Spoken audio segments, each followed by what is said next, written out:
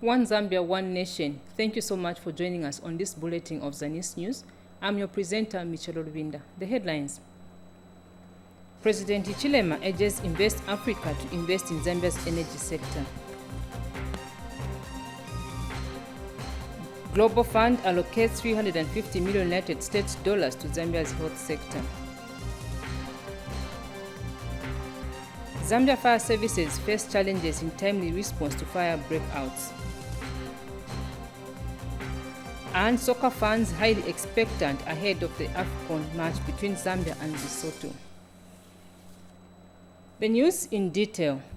President Hakainde Hichilema has urged the visiting team from Invest Africa to consider investing in the energy sector of Zambia, which will give the investors quick returns. President Hichilema has underscored the need to also invest in the green energy and the agriculture sector of the country, adding that investors should identify joint venture partnerships as they invest in Zambia.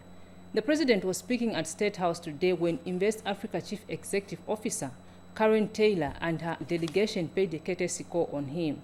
Mr. Hichilema added that his administration is in a hurry to grow the country's economy by promoting domestic and international investments through improved legal and regulatory aspects that may have caused bureaucracy. And speaking earlier, Invest Africa Chief Executive Officer Karen Taylor said her team is in the country to explore possible partnerships with both the public and private sectors. We need investments, but investments won't come unless we have an environment that is attractive for investment, attractive from all aspects, the vision side, the legal side, regulatory side, the operating procedure side. So this is work that we are doing ourselves to basically make the environment attractive. Foreign direct investment is reliant on a business-friendly environment with the appropriate policies and governance in place to safeguard investment. And in this regard, we've seen keen interest from the investors in our network and the businesses within our membership to make a commitment to investing in Zambia across the sectors. We believe and we have seen that you have put in place a program of reform with a clear implementation plan focused on driving sustainable growth here in Zambia. Vice President Mtalena Lumango has commended organizations that have heeded to President Hakainde Hichilema's call for support towards victims of disasters in the country and across the borders. Speaking when she received relief meal valued at over 40,000 kwacha from Blue Sky Alliance in Lusaka, Mrs. Nalumango said the country has been faced with the disasters due to effects of extreme weather, among other challenges being experienced. She has held Blue Sky Alliance for the donation of the 700 by 10 kilogram bags of Loramil to the Disaster Management and Mitigation Unit, saying it will go a long way in supporting victims of disasters. Mrs. Nalumango further assured that government will continue being transparent and accountable by ensuring that all the donations are channeled to the intended beneficiaries. And Blue Sky Alliance representative Shane Yolen says the organization is happy to be part of the team that has responded to government's appeal for support to communities affected by floods. Very healthy food, our staple food in a very nutritious form. Please, thank you. Thank you. Thank you. The extreme weather is not just that I can state sitting here as part of the disaster management, has not just been floods, Mr. Yaoling. We now have a situation where crop was wilted in many parts of the country. Like if you go to the Kwembe Valley, it is another, from flood to crop wilting. Even parts of Lusaka may not have a good crop because of the dry spells that we have experienced. So the end is not by the end of rains. We still have many other issues. And that is why the President of the Republic, Mr. Hakainde Hichilema, has called on all of us as Zambians to do whatever we can And therefore, receiving this donation this morning from Blue Sky Alliance is a very, very important day and occasion. We have made a decision to purchase 700 bags of water meal to donate through the TME office. And we sincerely hope that our contribution can go in a small way to at least to help the people who are affected from the floods. We would also to take this opportunity to call upon the private sectors in the public to offer or to extend a helping hand in time when our society encounters challenges. In health news, Zambia is part of the 36 countries worldwide that are currently benefiting from the World Bank and the Global Financing Facility, GFF-supported program. The program, called the GFF Country Leadership Program, is aimed at equipping countries with necessary skills to strengthen their healthcare systems on specific health challenges by 2030. Ministry of Health Acting Permanent Secretary for Technical Services, Alex Makupe, has pledged Zambia's continued support targeted at enhancing service delivery in the health sector. Speaking when he officiated at a 5-day retreat program for Zambia, Dr. Makupe observed that good governance skills play a vital role in driving a systematic change in the provision of healthcare services. And World Bank Zambia Task Team Leader, John Makumba, has assured that the bank will continue supporting the country in improving the provision of healthcare services. Meanwhile, GFF focal point person Alison Morgan has congratulated Zambia for the strides recorded in the provision of healthcare services despite the advent of the COVID-19 pandemic. The International Health Partnerships, IHP+, provides a framework for analyzing governance of the health sector by focusing on broader issues of policy and legislation.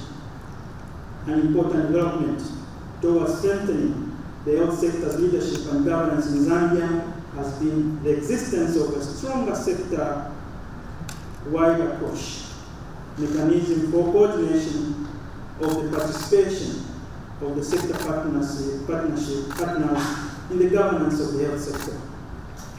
This training program could not come at a better time than now, when the country is focusing on the above-mentioned strategies in order to attain the Vision 2030.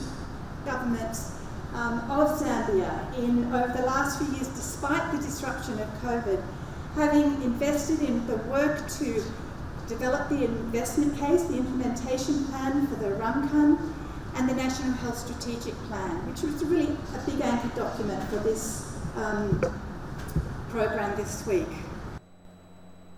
In a related story, the Global Fund has allocated $350 million United States dollars to Zambia, aimed at accelerating the fight against HIV and AIDS, tuberculosis, malaria, and COVID-19 for the next 3 years. Speaking during the media briefing today, Country Coordinating Chairperson Joshua Banda said the grant cycle will run from 2024 to 2026.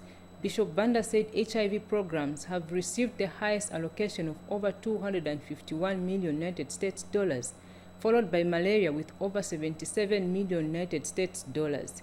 He added that COVID-19 has been allocated a separate fund from the support of other 3 diseases. And speaking at the same event, Minister of Health Sylvia Masevo has thanked the Global Fund for the investment and partnership with Zambia. Ms. Masevo said this will go a long way in accelerating Zambia's fight against the 4 diseases.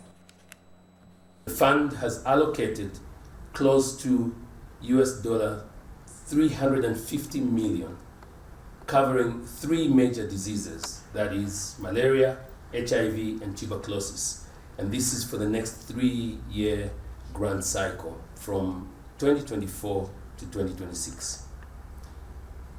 You may wish to note that as the COVID-19 pandemic has evolved, countries' priorities have, in many instances, shifted from acute pandemic response to strengthening systems for health and pandemic preparedness.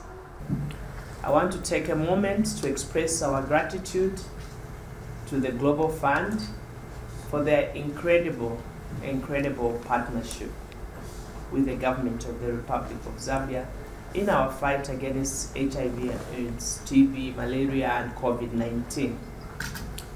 Their support has been invaluable in providing long-lasting insecticide nets to protect mothers, that's expecting mothers, and infants from malaria, and for their commitment to using environmentally friendly methods to reduce malaria transmission. Further, through our collaboration with the Global Fund, the Ministry of Health, and the Churches Health Association of Zambia, which is CHAZ, we have made significant progress in reducing new HIV infections and improving the lives of over 1.2 million Zambians who are living with HIV. Our resilient health systems are responsive to the needs of all Zambians. We move to Northern Province, where Speaker of the National Assembly, Nelly Muti, has challenged the public to use constituency officers to submit concerns and suggestions on the utilization of the Constituency Development Fund. Ms. Muti said this when she paid a courtesy call on Paramount Chief Chitimukulu before commissioning the Malole Constituency Office in Mungwi District. Kweto Mumba has more in this report. Speaker of the National Assembly Nelly Muti was yesterday in Mungwi District of Northern Province, where she officially opened the Malole Constituency Office. Ms. Muti began by paying a courtesy call on Mwinelo Wemba Paramount Chief Chitimukulu. We believe that a constituency office is very important because of, especially now that the CDF Constituency Fund has been expanded, because through the Honorable Member of Parliament and the office, the people of Malole will be able to send their views and concerns to the House. The people will have an access to the MP, whether it's in physical or absent, because they will have to leave the messages, and so there will be, I think, constant interaction. Ms. Muti then proceeded to commission the office, which becomes the 17th one, built under the German Development Bank funded Strengthening Parliamentary Control in Zambia project. Constituency offices are a strategic link of the legislative arm of government with other government branches, cooperating partners, NGOs, and other service providers. And we do encourage all Zambians to make use of these constituency offices, meeting your political representative, but also discuss with the opposition in an open and fair manner. Northern Province Minister Leonard Imbao and Malole Member of Parliament Robert Kalimi also spoke at the event. Identified this office, the constituents, to be a pillar, to be a channel under which real development is going to come. There is no partisan to say this one belongs to UPND, this one belongs to PF. No, this office belongs to everyone so long as the residents in Malole. The establishment of the constituency office has elated the local residents. I would describe it as a very rare milestone among the achievements that have been brought up. Nkweto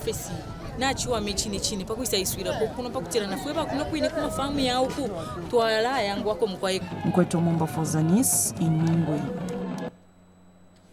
In Mchinga Province, Isoka District Council in Mchinga Province has built a 1x3 classroom block at Chilanga Secondary School to address the accommodation challenges the school is faced with. Isoka Council Chairperson Ared Silwimba has handed over the classroom block that was constructed using the 2021 Constituency Development Fund at a tune of 152,000 kwacha. Here is the report by Fred Peary.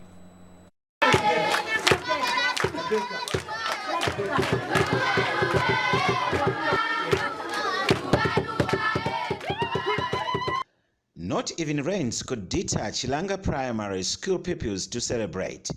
Joy is in the air that their 1x3 classroom block construction project has been completed. Isoka Town Council funded the project under 2022 CDF funds at a tune of 152,000 kwacha. Isoka Council Chairperson Arid Swimba officiated. And over this school Chilanga Primary School at the cost of 152,398.40 ngwe. Isoka District Education Board Secretary Annie Piri appreciated the workmanship and the addition of the block. We are going to have free education. We knew that we would need more classroom block.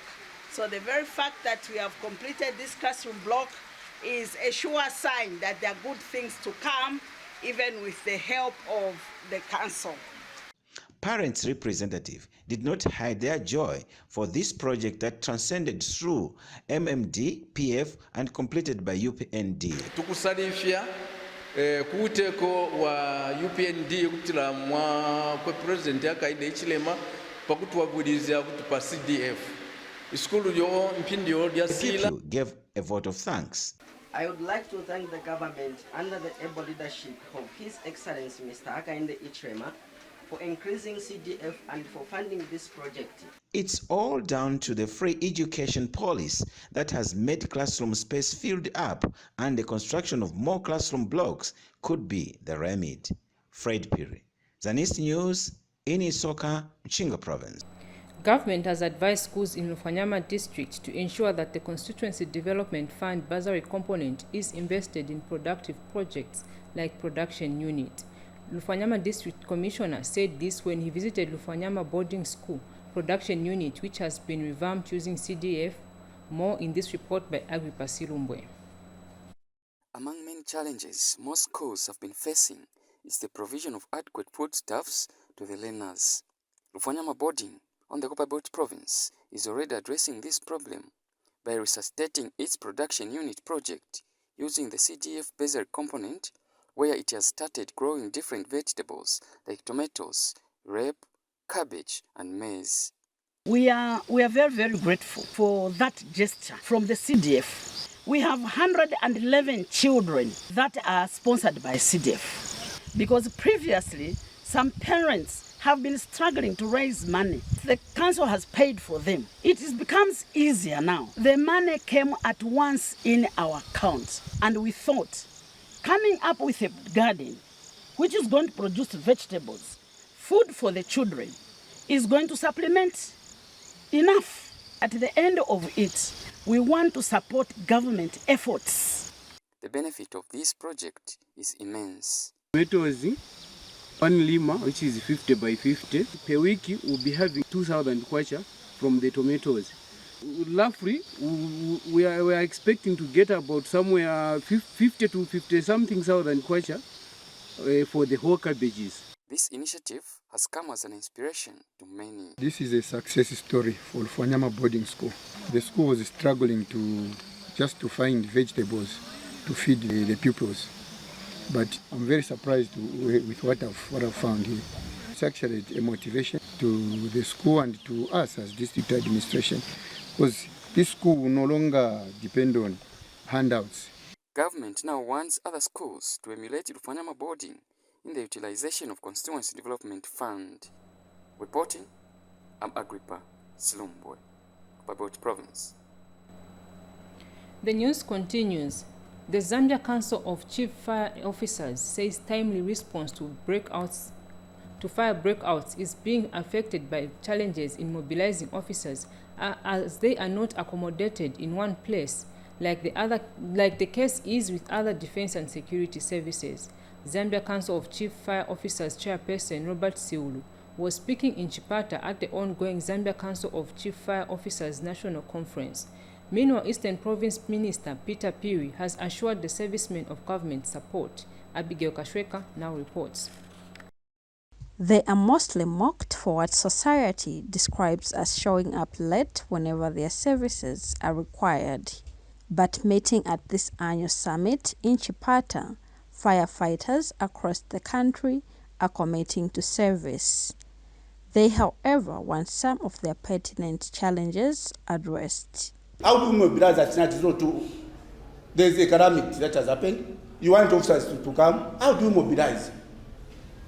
This one stays this side, this one stays this side. Can we have also housing units for fire officers for easy mobilization? I've never seen any constituency or any district that are talking about fire brigade construction using CDF. They only talk about police clinics, police posts, and these others. Yes, you can build those things, but suppose there is fire at night. So can we have fire brigades of guests of honor in substations, apart from the central one? And Eastern Province Minister Peter Piri, who through a representative opened the summit, pledged the government's commitment to responding to these challenges in order to improve service delivery. Construction of housing units as well as fire officers can be a priority. This time around, you will not hear the Minister of Local Government to say, Chipata, can you construct a fire unit there? No. It will be dependent on the World Development Committee to initiate that particular matter. And it is escalated up there, and it will be attended to. So be comforted, colleagues, that this issue is heard. Government has done its part at central level, and working through the local authorities, we know our mayors are very competent. Your cries will be attended to, and we hope improvements will be there. I expect you, dear colleagues, experts, whom we love so much and depend on, to attend this particular conference with commitment and come up with resolutions which will improve fire management systems in this country. And the host council shared its plans to improve the operations of the department. We have a municipality partnership with the city of Domegan in Germany. The mayor there is a former chief fire officer for his council. He made a commitment that they would send us 3 fire engines and that they would send us 3 ambulances and that they would send their fire officers coming here and our fire officers going there to go and exchange skill. We'll try and work out a national program other than City of Chipata and City of Domegan, but we could get a much more wide exchange. Abigail Kashweka, Zanis in Chipata. In Southern Province, the Food and Agriculture Organization FAO country representative Suzy Percy Filippini is impressed with the progress of the Forest Farm Facility Program being implemented by FAO and the Department of Forest in Choma District of Southern Province. Under the program, some charcoal associations have been trained in sustainable charcoal production, as well as other livelihood alternatives such as tree farming and basketry, with some expanding into other businesses with registered companies. Government, in partnership with the Food and Agriculture Organization, FAO, is implementing the Forest Farm Facility FFF program in Choma District of Southern Province. With support from Swedish and Finnish partners, the program has provided alternative livelihoods to charcoal producers through sustainable charcoal production, tree farming, and basketry. Under the Tree Nursery Association, they moved from below 10,000 seedlings around 2017 up to 360,000 seedlings as of now. And they've also had at least a registration of about 5 companies. We've also got 2 women groups involved in basketry. They've been able to use the money they get from basketry and invest it in other enterprises like money transaction business. They've opened some booths. Then for others, they've gone into livestock production. The program is not only promoting environmental sustainability, but also improving the livelihoods of the beneficiaries. Ndakakwanisako hintu hinji ndakayaka manda otatwe ndakakwanisako kulama mota otatwe makanta oviro then ndijesiko akakuendera mota ndakakwanisako kula plot somewhere njo ndienda kuita develop this year kubatoka vana vangu varali amamusi onse otatwe dijesi vaveresi vari 5. Both Southern Province Permanent Secretary Namani Monze and the FAO country representative Suzy Percy Filippini are impressed and want the program scaled up. We as a UN agency and also I'm sure the donors, the cooperating partners, for them it's gratifying to see that. But at the same time we need to think about the sustainability of these activities, how those best practices can be upscaled. That is our main interest also as a province.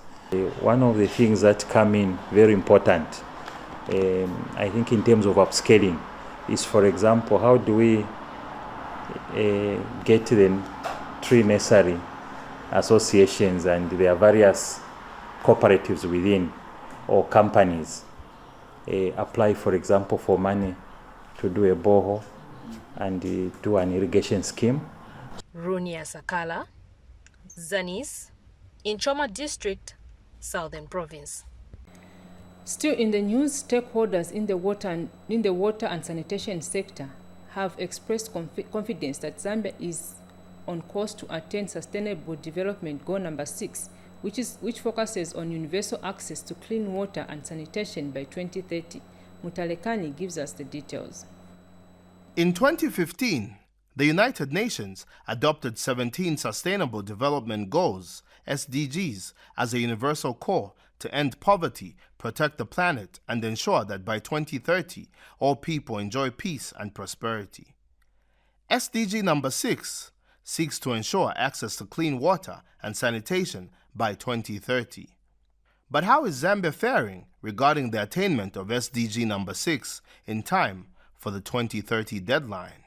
Some utilities have already made progress in terms of rolling out the rural water supply and sanitation, because as you may be aware, previously the focus was on urban and peri-urban areas. But going forward with this requirement, the extended mandate or extended regulation, we expect that the service providers will now also include the rural areas in their service provision. So why are we doing this? Because we are playing our role as a regulator in ensuring that this important commodity, this important resource of water and sanitation reaches all parts of the country. Lusaka Water Supply and Sanitation Company believes the country. We have the Zambia Water Investment Program, which was recently launched by the President of the Republic of Zambia together with the Minister of Water and Sanitation, Honorable Mike Posha. I think there are a number of other national programs which the Ministry of Water and Sanitation have committed themselves to. So clearly there is that political will, there is that commitment from the government, and that gives us hope that we can be able to mobilize resources, especially with the commitment and goodwill from cooperating partners that we have continued to receive. And the Water and Sanitation Association of Zambia, WASAZA, shared similar sentiments, saying more infrastructure needs to be developed if Zambia is to ensure access to clean water and sanitation by 2030. What I would like to see improve is actually funding to the sector, because when we look at the needs, that we have as a country with regards to accessing or providing water and sanitation services to the citizens, there is quite a lot of funding that is required to be done. I know that most of the funding is, part of it is done by cooperating partners and also private entities, including NGOs. But I would be happy to see, big amounts of money in the annual budgets allocated to investment in the wash sector. Despite the strides Zambia is making in attaining SDG number 6, improved investment in the water sector is key in achieving the target. Mtalakani for Zanis News in Lusaka. In Lusaka Province, Finnish Ambassador to Zambia, Sanna Hallinen, says the co-hosting of the second Summit for Democracy will place Zambia on the international spotlight. Ms. Hallinen has noted that Zambia has been a rising democratic star on the continent. She said the country can take the advantage of the summit and learn best practices from developed democracies. Lakson Makoza has the details. The international community has applauded Zambia for having been selected to co-host the forthcoming Second Summit for Democracy, slated for 29th to 30th March 2023. Zambia will co-host the Second Summit for Democracy with the governments of Costa Rica, Netherlands, the Republic of Korea, and the United States of America. Finnish Ambassador to Zambia said the summit will avail Zambia an opportunity to learn best democratic practices from other countries and further consolidate the gains the country has attained in growing democratic tenets. We're really looking forward to that. So it will be an interesting week with a lot of delegations from different African countries. I believe it's going to be 21 different African countries. It will be a great opportunity to exchange ideas, best practices on how to move democracy forward, not only in Zambia but continent-wide. So looking forward to it. Meanwhile, Zanis caught up with some stakeholders so as to get their views on the forthcoming summit. The fact that the conference is being brought to Zambia means quite a lot. Without democracy cannot survive in a place where there is no peace. Democracy simply means I want to be free to say what I want to say. I want to be free to belong to a church. I want to be free to marry whoever I want to marry. But that is democracy. Now, the foundation of democracy is a peaceful nation. Ndipotifunisisa kupitiriza mtendere uyu osautaya konse chifukwa muziko mwane muli mavuto simupezeka za bwino konkhala mu mtendere tikwanisa ngakhale kulima zolima zathu bwino. As Zambia prepares to co-host the second Summit for Democracy, it is incumbent upon all well-meaning Zambians to rally behind the government and ensure the summit is a success. For Zanis, I'm Lakson Makodza. And finally, in sports news, the Football Association of Zambia says expectations are high from soccer fans in the country ahead of the Africa Cup of Nations qualifiers AFCON match between Zambia and Lesotho, slated for Thursday, March 23, 2023 at Levi Mwanawasa Stadium in Ndola. Fans Communications Manager Sidney Mungala says the final group of foreign-based players, which include Lubambo Musonda, Tandi Mwape of Tipi Mazembe, Kings Kangwa, Emmanuel Banda and Edward Chilufya are expected to arrive this evening and join camp in Ndola. Mungala said Zambia is expected to pull up a win based on the caliber of players that have been named in the final squad. And football analyst Musonda Chibulu said he is confident that the Avron Grant lead team will put up a good performance on Thursday to accumulate maximum points. And Mbala-based soccer analyst and coach Franklin Malambo said Zambia must win all the remaining AFCON qualifier games, especially that they have lost one qualifier game to Comoros. So far, we've had 10 foreign-based players that have already arrived. Yesterday, we received, in the evening, we received Patson Daka, Fashion Sakala, Frankie Msonda, Benson Sakala, and Lamek Banda. Everything is going on well, and we hope that we can have a good game on Thursday. Us now need to take responsibility. Coaches have been changed. Football administrators have put everything in place, and I believe that these players now have reached maturity levels where they should be getting the better of COSAFA opposition. In days gone by, Zambia should not even be struggling or sweating against the likes of Lesotho. Somebody would say in 2013, we played Lesotho and failed to beat them away from home when we had Heverena and the 2012 Africa Cup winning squad. But if you look at some of the boys that are in this particular squad, Patson Daka, Fashion Sakala, Emmanuel Banda, Frank Msonda Chisenga, Clins Kangwa, Cletus Chotachama, Kennedy Musonda, these are players in my view who now should be delivering to the nation. As we end the news, a recap of the headlines. President Hichilema urges Invest Africa to invest in Zambia's energy sector. Global Fund allocates $350 million United States dollars to Zambia's health sector. Zambia Fire Services face challenges in timely response to fire breakouts. And soccer fans highly expectant ahead of the AFCON match between Zambia and Lesotho. That's all we could package for you. On behalf of the entire production team, this has been Michelle Olwinda. Thank you so much for watching. Until next time, it's bye-bye.